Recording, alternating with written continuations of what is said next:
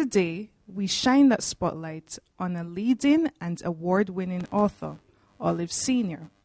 Her newest release, published by the University of the West Indies Press, is entitled Dying to Better Themselves, West Indians and the Building of the Panama Canal.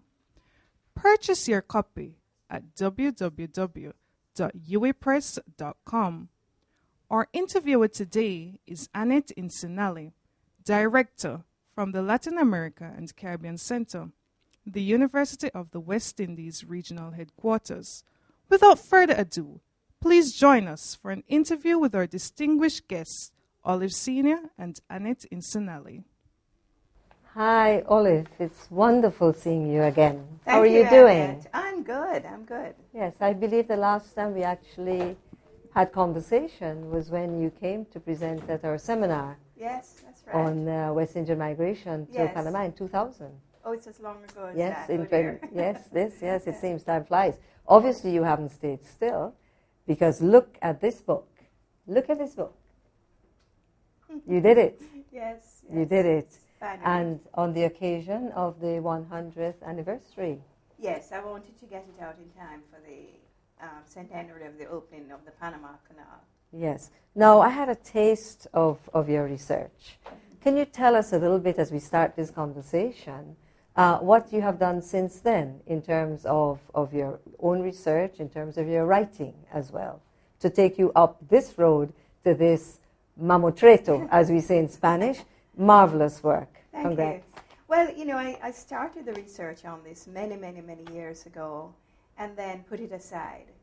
And so I went back to it about 2 years ago when somebody reminded me that the centenary was coming up. And they said, listen, you have to get the book done because our story needs to be told. And it is the story of the building of the Panama Canal and the role played by West Indians in it.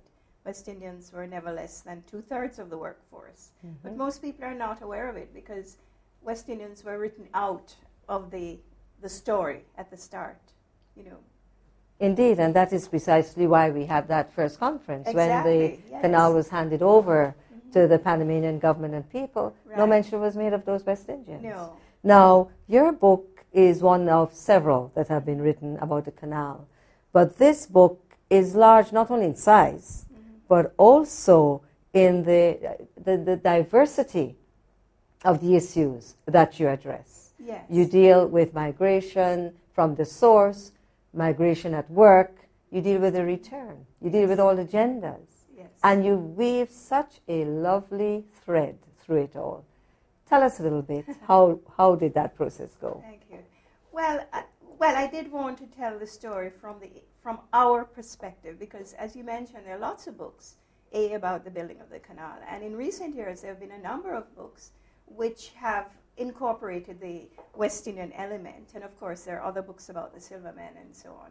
But I wanted to tell this from the perspective of the West Indian islands that were sending masses and masses and masses of people to these projects abroad. And the first question is why? Why were so many people willing to leave to go to places that offered a living wage, yes, but also the possibility of death, dismemberment, ill health, and so on. And so I took a very holistic approach to the project. Why were people leaving? What was the condition in the homelands at the time? Who went? Why did they go? What did they experience there? And the most important thing to me was what impact did their going and return have on the homelands? And I say homelands because I'm writing it mainly from a Jamaican perspective, but people should understand that this was an event that attracted West Indians from every island. And for the U.S. Canal, of course, a huge number of workers from Barbados. But to me, this is part of what I call our West Indian epic. Yes, that's interesting. I was particularly drawn to that table that you have, which itemized the numbers from the various places in the Caribbean. Yes. Because you would know, generally speaking, one tends to think they were Jamaicans. We learned subsequently they were Barbadians, but generically it seemed to be simply Jamaicans or Barbadians. But then you speak about the folks from the French Antilles, right? From British Guyana. I mean, and I find that the table you presented, I'd never seen that before, I must confess. Yes. Quite useful. I mean, like, apparently 10% of the population of St. Lucia went. Yes. People have no idea how massive this emigration was. Right. And as you say, from all the islands, from the Bahamas, from the French islands, especially Martinique. Because before the U.S. construction of the canal, you know, the French had spent 9 years trying to build a canal, and they had attracted workers from Martinique and Guadeloupe. And then the American construction coincided, or shortly after the eruption of Mount Pelée in Martinique. Yes. And so a lot of people went. So it was, you know, this was the place where all the people from the West Indies met and mingled, really. Right. Well, that happens traditionally in migration, where the communities tend to, you know, wherever they go, they come together. Yes. But I believe there's something a little different in the case of Panama, where you had, for example, at the same, well, over the period, you had different waves of migration, right? Yes. We tend to remember the men who went first and actually took part in the construction. But tell us a little bit more about the streams of other persons that followed. And I guess I should start off by saying the migration really started in 1850 with the building of the Panama Railroad. Yes. And that set the pattern, because the minute people heard that there was work available, they jumped on their boats.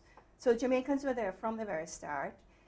Most of the early workers were actually carpenters, because there was nothing there. It was jungle. Everything had to be built. But following in the wake of carpenters, laborers, people just going to do all the dirty work, was everybody else, you know, because then people had to service those immigrant workers, but also and the women. was poor. Everybody was poor at the time. So this was opportunity. Right. And women went. Among the women who went in the 1850s was the famous Mary Seacole. That's correct. She was famous then, but her brother set up a hotel because the railroad coincided with the gold rush. And so there were gold rush travelers streaming across, and Jamaicans were involved in every aspect of servicing those travelers, servicing the workers.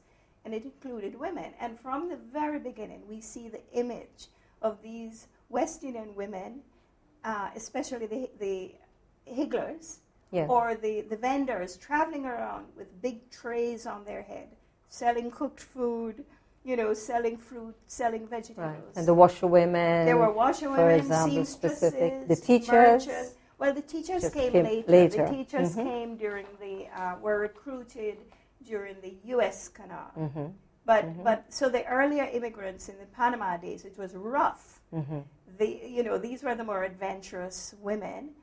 During the French era, which was in the 90s, everybody went too. And there were big merchants as well. You know, it was people of every class and race went, especially during the French era.